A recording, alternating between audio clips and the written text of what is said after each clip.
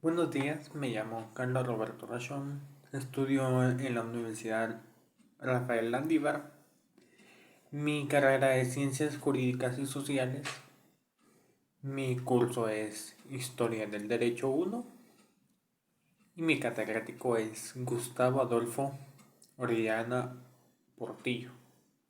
El día de hoy les voy a hablar sobre de lo que fue el Renacimiento y algunas características importantes como qué pasó en la Francia, en la Inglaterra, en la Alemania, en la Italia de aquellos siglos. Y también, como punto importante, qué, en qué afectó o en qué, qué resultados hubieron por el renacimiento de la nueva conquista del nuevo mundo. Entonces, empezando, el renacimiento fue la acción liberadora de la Edad Media, donde reinaba casi el absolutismo, especialmente en algunos países como Francia y también algunos imperios como eran los occidentales y los orientales. De los occidentales salieron lo que hoy es Inglaterra, Alemania, Italia, Francia, y los orientales eran, en pocas resumidas cuentas, eran los países del este que estaban a la par de Italia, algunos países africanos como Egipto y también algunos países de Medio Oriente como lo que era Siria o lo que era la antigua Mesopotamia, y también la capital de ese imperio oriental era la antigua Turquía. La antigua Turquía era Constantinopla, hoy en día Estambul. El imperio occidental era Italia, hoy en día Roma. Entonces, cuando se dio el final de la Edad Media, como que hubo una fragmentación en todos los países, como por ejemplo en Francia hubo una fragmentación en sus fronteras o en sus territorios. También en Alemania se crearon varios reinados, como el, bueno, como lo era el imperio prusiano en los años de la conquista, o mucho antes de los años de la conquista, cuando se empezaban a reunificar esto y se empezaron a volver a levantar. También como en la Italia, donde se dividió el territorio italiano como el Reino de Venecia o la República de Venecia, el Reino de Sicilia, el Reino de Nápoles. Y así, en Inglaterra fue algo muy distinto, ya que por allá no se encontraba el derecho romano. Entonces, su reunificación fue muy práctica y muy bastante eficaz o bastante fácil y además de rápida. Entonces, entonces así varíamos entre esta, este corto tiempo de historia. Entonces también uno de los hechos importantes del Renacimiento encontramos el constante conflicto entre lo que hoy es en día el Vaticano o la Iglesia Católica y lo que era Martín Lutero. Martín Lutero era de la Iglesia Católica, pero después se independiza y crea su nueva religión que se le podría llamar hoy en día esas personas luteranas. Y comenzando, hubieron varias corrientes filosóficas. Una de esas corrientes se podría decir como mm, tal vez se podría decir como mm, tal vez, sí, más o menos como el pensamiento filosófico que pone en duda o en jaque a lo que era em, el poder, si cuestionándose si en verdad el poder venía de Dios a un rey o si el rey era absolutamente todo. De ahí entramos en el absolutismo también, pero donde dice que el absolutismo dice que el rey es todo y aún más que todo.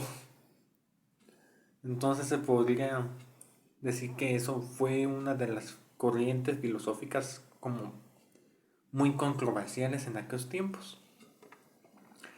Y también podemos encontrar como el, la, el racionalismo como otra corriente filosófica. Bueno, entrando entre los acontecimientos más importantes fueron en Italia y no se pudo hacer una unificación completa de todo lo que era el imperio romano, entonces se tuvo que quedar por cierto tiempo por partes. Eso sí que se podría decir como dato importante que en esa era italiana nace el famoso pintor Leonardo da Vinci, donde, bueno, hace referencia que hubo un importante avance entre la ciencia y la filosofía, además de la ingeniería y la arquitectura. Entonces, también se podría decir que hubo una breve, no breve, no, una gran unificación entre el derecho romano y el derecho canónico, de lo que fue creado por el antiguo Imperio Romano. Que el derecho canónico se refería más a la religión católica y el derecho romano, que hoy en día se compone por nuestros códigos civiles y nuestros derechos del día de hoy. Y más tarde se podría decir que fueron como los derechos fundamentales para la creación de todo de lo que era y de lo que es Europa y parte de América. En Francia se hizo, bueno, aparte de la reunificación, se hizo un paso importante como la creación de un parlamento, sí, la creación del parlamento del rey, o mejor dicho, que era como la creación del consejo del rey. Entonces,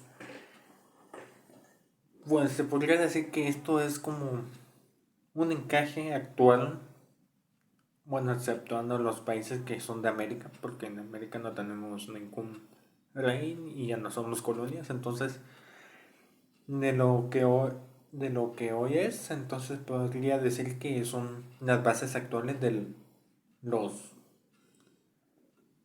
que son los presentes parlamentos, como el parlamento francés, el parlamento alemán, el parlamento inglés, que tiene mucha importancia en tiempos actuales porque todavía hay una corona, el Parlamento español, que también tiene una corona. En Alemania, no se, igual como en la Italia, no se produjo un mayor avance porque una se fragmentó en muchos pedazos, o sea, en muchos reinos. Hubieron varios príncipes de otras partes de Alemania, pero no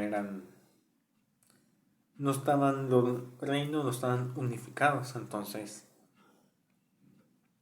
el emperador de aquellos tiempos tuvo que negociar con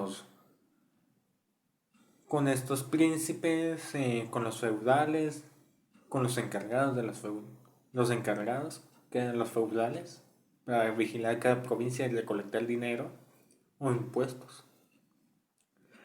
Para la negociación fue para gobernar el vasto imperio alemán, pero este pierde poder en el año 1648 cuando se da el Tratado de Paz de Westfalia, que ese tratado era, pues, reduce ¿cómo se llama? El poder imperial que tenía el emperador.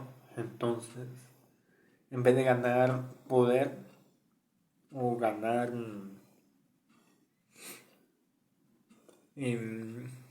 jurisdicción sobre los otros reinados, perdió aún más de lo que ya tenía al principio.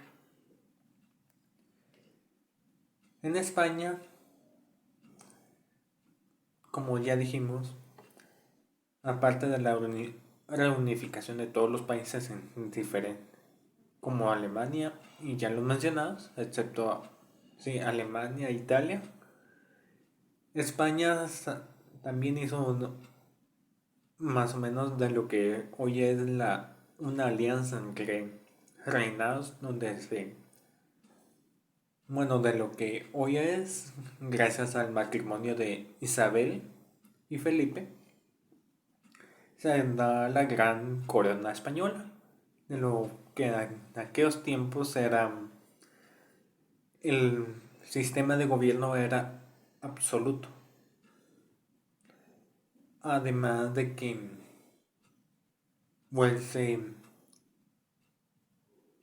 se implementaron nuevas constituciones, nuevas leyes. Y en esos tiempos también Cristóbal Colón, muchos años después, em, encuentra Latinoamérica, lo que le dicen el nuevo continente. A una isla le ponen la española y empieza el derecho indiano. El derecho indiano, o mejor llamado capitulación de Santa Fe, es cuando le dan ciertos derechos, restricciones, todo lo que es una constitución ahora, o también leyes.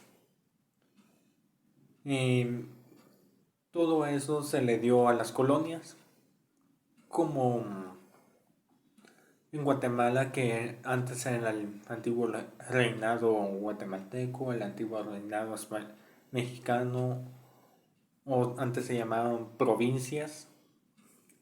Entonces ese derecho indiano nos sirvió a nosotros a implementar una cierta jurisdicción en nuestros gobiernos de provincias, nuestros gobiernos providenciales. Y por último punto, Inglaterra. Inglaterra, pues su unificación, como ya dije, fue muy rápida, muy eficaz por también el llamado absolutismo de Isabel I y Enrique VIII, donde aplicaron el absolutismo inmediato, donde unieron a toda Inglaterra sobre un mismo yugo o un mismo poder. Pero aún así, aunque haya pasado esto, mantuvieron buenas relaciones con el Parlamento, y por eso es que hoy todavía existe un rey y o una monarquía. Y es por eso que aún se mantiene la corona en pie, porque al tener buenas relaciones con el parlamento hay más posibilidad de sobrevivir, de mantener una monarquía. Bueno, y esto es todo. Hoy terminamos con eso. Entonces, que tengan muy buenas tardes, muy buenas noches y nos vemos para la próxima.